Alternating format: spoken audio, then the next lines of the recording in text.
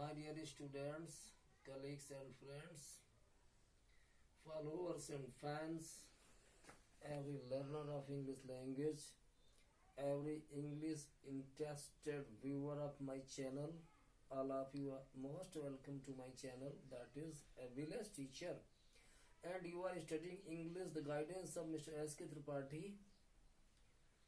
Now we shall study everything in Hindi.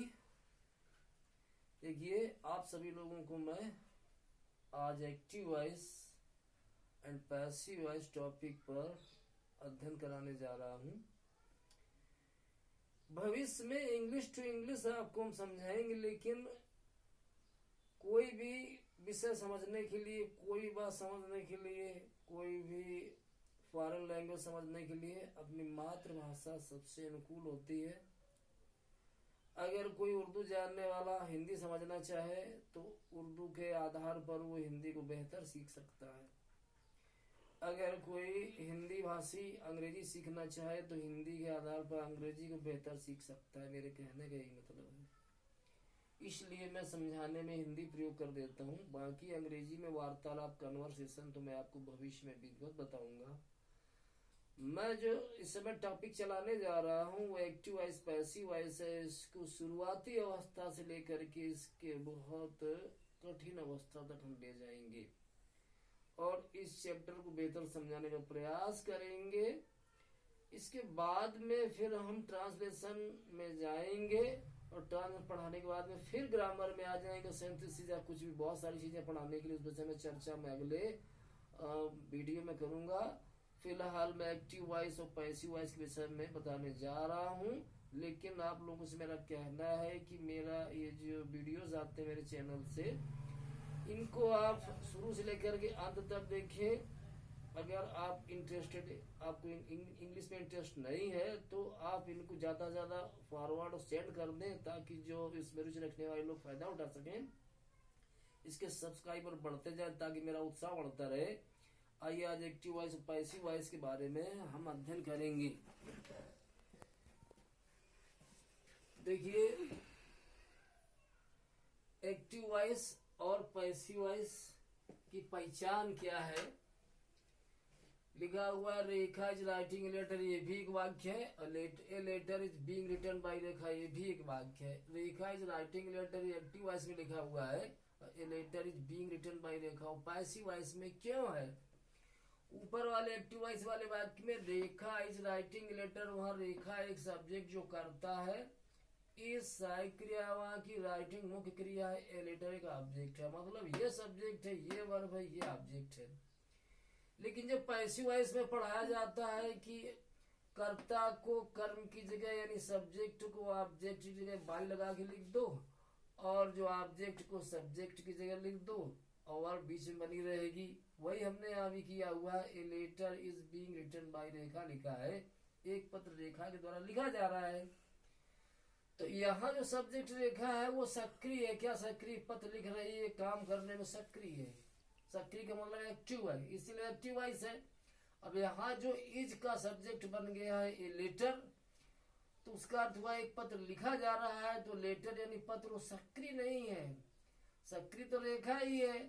पत्र तो वहां निष्क्रियता व्यक्त कर रहा है, निष्क्रिय है। निष्क्रिय को अंग्रेजी में पैसिव बोलते हैं, इसीलिए पैसिव वॉइस है। Active voice and passive voice, इस बारे में समझने के लिए कुछ हमें नियम जानने हैं। तो लिखा हुआ है rules of transformation from active voice to passive voice. Active voice से पैसिव वॉइस बदलने के रूपांतरण के नियम।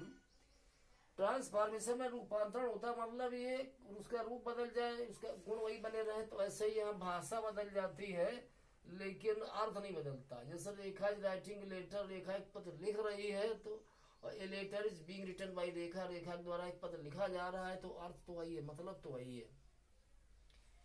तो हमें नियम जानने, तो सबसे पहले नियम हमने लिखा हुआ है, always the third form of the word is written. हमेशा क्रिया का थर्ड फॉर्म लिखा जाता है। किसमें? पैसिव वॉइस में जब वाक्य बनता है तो वर्ब का थर्ड फॉर्म लिखते हैं। तो दूसरी चीज क्या? The helping verbs are written as following. वो जो सहायक क्रिया है, is, am, are, was, were, do, does, did वगैरह, ये किस प्रकार से प्रयोग की जाती है, इनको समझाना है। तो उसके लिए मैंने लिखा हुआ है इंडेफिनिट टेंस को कंटीन्यूअस की सहायक क्रिया लगाते हैं जब पैसिव वॉइस बनाते हैं। इंडेफिनिट मतलब प्रेजेंट इंडेफिनिट टेंस का पैसिव वॉइस बनेगा तो आपको प्रेजेंट कंटीन्यूअस की सहायक क्रिया जो इज एम आर वो लगानी पड़ेंगी।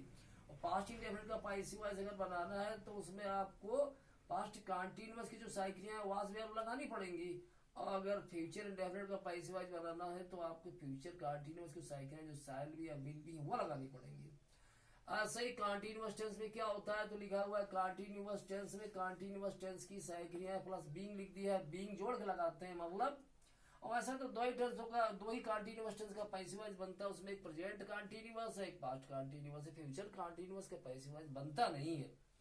तो प्रेजेंट कंटीन्यूअस की सहायक क्रिया इज एम आर है, उनका पैसिव वॉइस बनाते हैं तो is being am being are being ऐसे करके बनाते हैं। पास्ट कंटीन्यूअस सहायक क्रिया वाज वेयर है, उनका पैसिव वॉइस बनाते हैं उनमें बीइंग जोड़ लेते हैं, वाज बीइंग या वेयर बीइंग करके बना लेते हैं। अब परफेक्ट टेंस में आते हैं। परफेक्ट टेंस हो तीन परफेक्ट टेंस है, present perfect, past perfect, future perfect. तो उनका जब पैसिव वॉइस बनाए तो परफेक्ट कंटीन्यूअस की सहायक क्रिया लगा दे, मतलब has been, have been, had been, shall have been, will have been, वो जो बीन वाला सिस्टम जुड़ेगा उसमें। तो प्रेजेंट परफेक्ट में हैज हैव सहायक क्रिया पैसिव वॉइस बनाए तो हैज बीन हैव बीन कर दें। पास्ट परफेक्ट की हैड सहायक क्रिया पैसिव वॉइस बनाए तो हैड बीन कर दें। और फ्यूचर परफेक्ट की सहायक क्रिया हैड शैल हैव बीन है तो उसका पैसिव वॉइस बनाए तो shall have been will have been कर दें। अब आगे देखते हैं कि बी कहाँ कहाँ किन मॉडल वर्ब्स वगैरह में जुड़ता है। बी तो उनको बता रहा हूँ कि be is added to the verbs such as, be जोड़ा जाता है ऐसी क्रियाओं में शैल है, विल है, शुड है, वुड है, कैन है, कुड है, आर टू है, मे है, माइट है और टू इन्फिनिटिव के बाद में बी जोड़ते हैं। जैसे मुझे एक पत्र लिखना, I am to write a letter, तो बनाएंगे एक पत्र मेरे द्वारा लिखा जाना है, letter is to be written by me, इस प्रकार से। और मुख्य क्रिया का थर्ड फॉर्म लगना ही है। तो आइए अब आगे समझते इस विषय में क्या कि वो जो ऑब्जेक्ट है उसको सब्जेक्ट की जगह लिखते हैं, लेकिन कैसे क्रिया वगैरह थोड़ा समझेंगे। कि रेखा ईटिंग मैंगोज, रेखा आम खा रही है, तो यहाँ पे रेखा के साथ बीज लगा है, चूंकि रेखा वो एक वचन में है, सिंगुलर नंबर में है, इसलिए इज लगाया हुआ है। रेखा आम खा रही, मैंगोज वहाँ बहुवचन बहुत सारे आम है। और उसका जब पैसिव वॉइस बनाएगी, आम रेखा के द्वारा खाए जा रहे हैं, तो अब ये जो आम खाए जा रहे हैं मेन वाक्य बना तो मैंगोज आर बीइंग ईटन। अब मैंगो शुरू में आया है सब्जेक्ट की जगह, वो बहुवचन में है प्लूरल नंबर, इसलिए वहाँ आर लगेगा, इज नहीं लगेगा, ये ध्यान देना है। और वो प्रेजेंट कंटीन्यूअस वाक्य था तो बीइंग लगाया है, mangoes are being eaten by Rekha. मुझे समझाना था कि रेखा के साथ तो इज लग गया, अब दोबारा पैसिव वॉइस जब आप बनाए तो वहां इज न लगाए, क्योंकि जैसा आप सब्जेक्ट यहाँ बन के आएगा उसमें लगेगा, वैसा ही क्रिया लगानी है। अगला ऐसा ये बात लिखा है कि दे आर प्लेइंग क्रिकेट, वे क्रिकेट खेल रहे हैं, तो दे बहुवचन इसलिए वहां आर लगाया हुआ है प्रेजेंट कंटीन्यूअस में। लेकिन जब उसका पैसिव वॉइस बनाया कि क्रिकेट उसके द्वारा खेला जा रहा है, तो अब क्रिकेट यहाँ सब्जेक्ट हो गया इसके पहले, तो क्रिकेट के तो एक वचन तो इज आएगा, cricket is being played by them, ऐसा बनाया गया। उस प्रकार से बहुत सारे, अब आपको टेंसों बनाना, तो सभी टेंस में मैं ओरल बोल रहा हूँ कि जैसे रेखा एक पत्र लिखती है, Rekha writes letter, passive voice Rekha के द्वारा एक पत्र लिखा जाता है, letter is written by Rekha. Continuous में चले जाओ, रेखा एक पत्र लिख रही है, Rekha is writing a letter, Rekha के द्वारा एक पत्र लिखा जा रहा है, a letter is being written by Rekha. अब परफेक्ट टेंस में चले जाओ प्रेजेंट के, तो रेखा पत्र लिख चुकी है, रेखा ने पत्र लिख लिया है, तो रेखा has written a letter, Rekha के द्वारा पत्र लिखा जा चुका है या रेखा के द्वारा पत्र लिख लिया गया है, a letter has been written by Rekha. और परफेक्ट कंटीन्यूअस कोई भी नहीं बनता। अब आते हैं पास्ट इंडेफिनिट टेंस में, तो रेखा ने एक पत्र लिखा, रेखा रोट ए लेटर, पत्र रेखा के द्वारा लिखा गया, letter a letter was written by Rekha. Rekha एक पत्र लिख रही थी, Rekha was writing a letter, और पत्र रेखा के द्वारा लिखा जा रहा था, a letter was being written by Rekha. अब चलते हैं पास्ट परफेक्ट में कि रेखा पत्र लिख चुकी थी, Rekha had written a letter, और रेखा के द्वारा पत्र लिखा जा चुका था, letter had been written by Rekha. इनको लंबा भी कर सकते हैं, बिफोर आफ्टर में प्रयोग कर सकते हैं, थोड़ा तो जहां जिस टेंस में होगा वैसे बना लेंगे। जैसे माता जी के मंदिर जाने से पहले रेखा पत्र लिख चुकी थी, Rekha had written a letter before the mother went to temple. और माता जी के मंदिर जाने से पहले रेखा के द्वारा पत्र लिखा जा चुका था, लिख लिया गया था, a letter had been written by Rekha before the mother went to temple.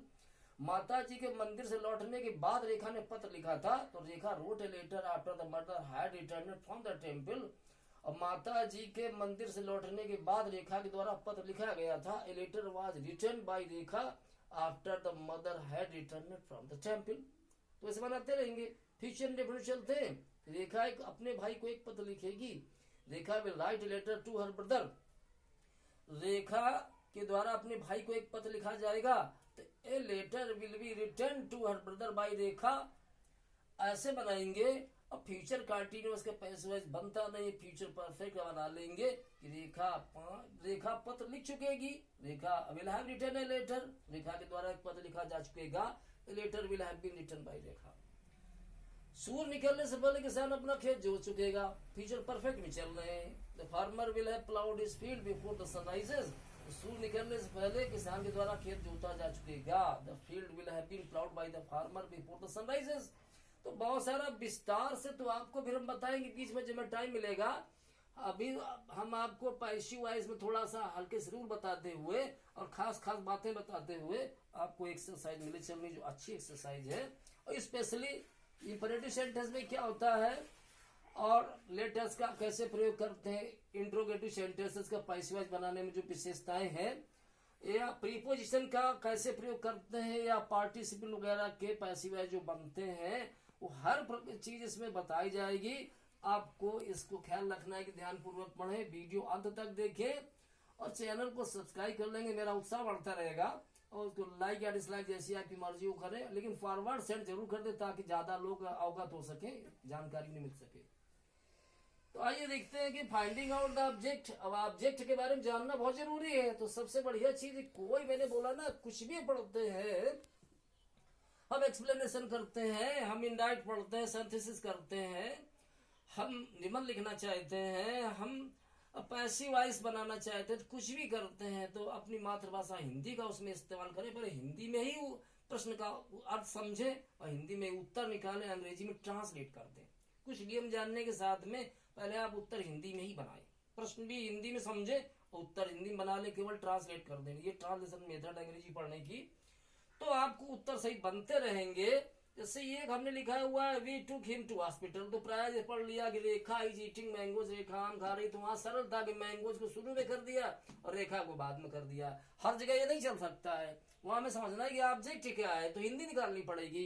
Hindi निकालेंगे तो सही बन जाएगा। जैसे इस वाक्य में we took him to hospital, तो अगर हॉस्पिटल से बनाते कि hospital was taken to him by us, तो गलत हो जाएगा ना, अस्पताल ले जाया गया। अर्थ क्या, अर्थ निकालो।